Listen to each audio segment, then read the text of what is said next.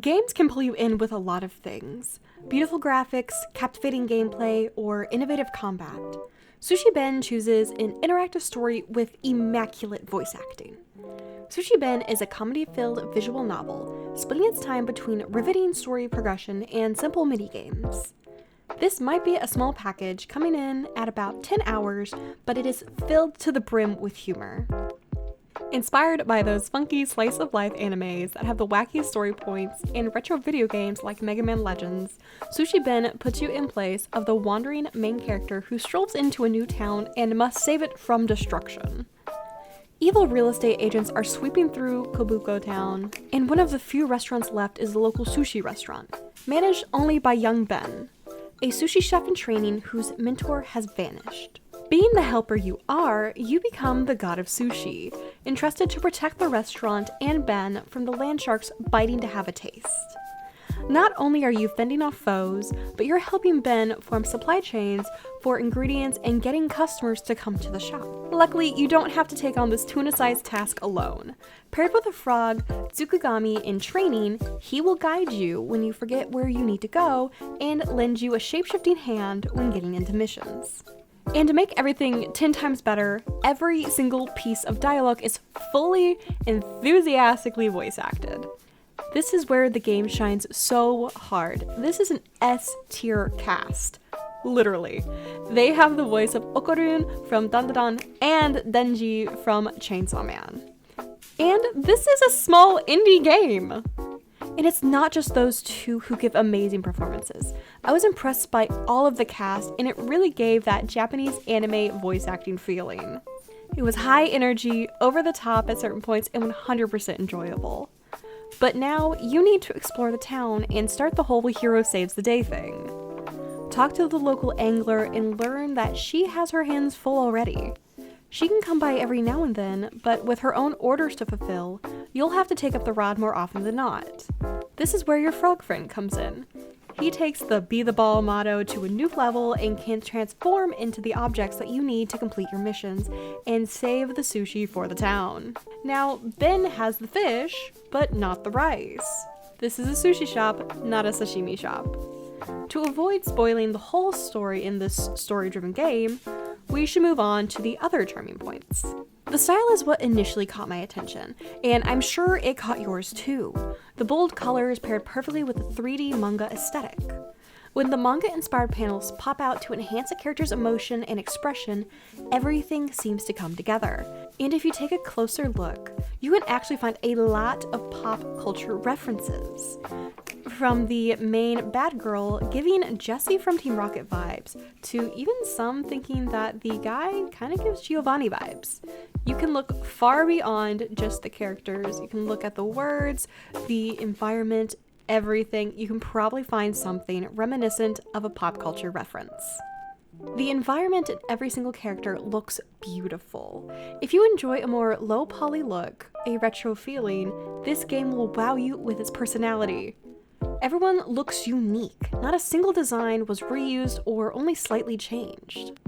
There was purpose behind every single resident in the small town. And to top it off, they have fully fledged personalities. The core of this game is the story paired with the minigames. The wackiness of the story had me thinking of Psyche K. Random events will happen out of nowhere and you will rarely be able to guess what will happen next. One of the best parts is that the main story points are paired with games. The normal aspect of the game include things like fishing and bug catching, but there are true minigames. To avoid spoiling too much, I will just name my favorite. Table tennis. All of the minigames feel good. I was worried some would feel janky or would be difficult to control, but no. They are all smooth, only taking a few seconds to get used to how the controls feel, and they somehow feel in place in this town even when they come straight out of left field. I played this on Steam, on my desktop, like I play most other games. But one thing that can easily get overlooked is that this game is available to play in VR. If you have a VR headset, you can literally pick it up and play Sushi Ben and feel involved in every single fish or ghost you deal with. Even though I can't play VR due to my lack of cure, this is another game added to my list of reasons I should get a VR headset. Now, if you're an achievement hunter like myself, you might be happy to hear that this is the easiest 100% run I've ever done.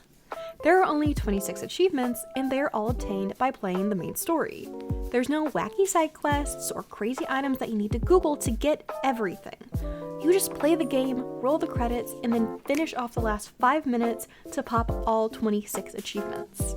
Now, one thing that keeps this from being a perfect experience is some glitches and bugs. And they're still in the game. Sushi Ben initially released in September 2025. I played half the game on release night. I ran into multiple moments where I got stuck. Either literally stuck and couldn't move my character, or something just wasn't triggering. So I needed to reset to my last checkpoint. This wasn't horrible, I still loved this game, but it was kind of annoying. After having put the game down, darn you grad school, I came back to finish the game in late November. And I was sad to see that once again, I became friends with the checkpoint button. Once again, this is not a major thing. Yes, it's annoying when you're further into a chapter, but I never lost more than a few minutes of progress. I do think it's important to point out, since a lot of the negative reviews on Steam are because people are running into these bugs, and some have even been game-breaking. Many said that it felt like an early access game and ruined their gaming session with these game-breaking bugs. But at the end of the day, lifelong reviews for Sushi Ben sit at a whopping 82% positive out of 178 reviews. So even though you might run into some bugs, I still think it's worth it. A lot of people might overlook Sushi Ben due to it being short, an indie visual novel, but those people are overlooking the comedy, the heart, and the wholesomeness that the game brings to the table. This game is not just about helping a sushi bar not be taken over by landsharks. It's about helping a community that has been taken advantage of to find its spark again. Sushi is the common factor that brings the people together and grow a sense of belonging. Sushi Ben has earned a massive 4 out of 5 stars from me. Sadly, the bugs do bring it down. I do think if the bugs were fixed, this could be a 5 out of 5 for what the game is going for. But sadly, I do think it deserves the 4 out of 5. Now, I highly recommend this game for anyone who's a fan of visual novels, who might just want a wacky, fun, anime-inspired game, and just relax. There's no real combat aside from some ghosts, and everything is pretty well handed to you without holding your hand. I do think that this is a game that people should wishlist and should give it a try if it sparks something in them after looking at the Steam page or watching the video and seeing the gameplay. But that's it from me for today. Thank you everyone who watched. I do hope you got something out of the video, and if you liked it, please give me a thumbs up to let me know I did a good job. And if you want more reviews of indie games that you might have missed, make sure to give me a subscribe so you don't lose me in the massive sea of YouTube content. And with that, I hope to see you in a future video. Bye guys!